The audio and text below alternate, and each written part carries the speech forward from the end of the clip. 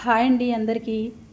Iron తక్కువగా ఉన్నవాళ్ళు ఇలా ఇనప మూకుళ్ళు కానీ ఇనప గిన్నెలు కానీ వండుకుంటేనంట ఐరన్ పెరుగుతుందంటండి. నిజమేనండి, నాకు తెలియదు. ఇద్దరు ముగ్గురు పెద్దవాళ్ళు చెప్పగా విన్నాను నేను. సిల్వర్ అయితే వాడొద్దు అంటున్నారు కదా అని స్టీలీ కొన్నానండి. 10,000 రూపాయలు పెట్టి పెద్ద పెద్ద గిన్నెలు కొన్నాను, మూకుళ్ళు కొన్నాను. ఇంతంత మందంగా ఉన్నాయి, ఒక్కోటి 15 కిలోలు ఉన్నాయి. అంతంత లావు కొన్నా కూడా అవి ఎంత జాగ్రత్తగా వండినా కూడా మాడిపోతున్నాయండి.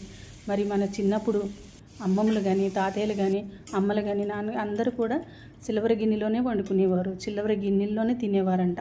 మన ముసలి వాళ్ళు అయితే సిల్వర్ గిన్నెల్లోనే తినేవారంట, సిల్వర్ గ్లాసుల్లోనే తాగేవారంట. కానీ వాళ్ళందరికీ చూడండి, ఒక బీపీ ఉండేదా, ఒక షుగర్ ఉండేదా, ఒక థైరాయిడ్ ఉండేదా, వాళ్ళకి ఎలాంటివన్నీ అసలు అప్పుడు తెలిసేదా? వాళ్ళంతా అందులోనే తినేవారు. ఇప్పుడు మనం ఎవరు ఏది చెప్తే అదే వాడుతున్నాం. కానీ ఇప్పుడు చిన్న చిన్న పిల్లలకి బీపీలు, షుగర్లు, థైరాయిడ్లు. అవును కదండి. ఎందులో తేడా అంటారు? వాళ్ళు మనం వండుకోవడంలో తేడా అంటారా, గిన్నెల్లో తేడా అంటారా?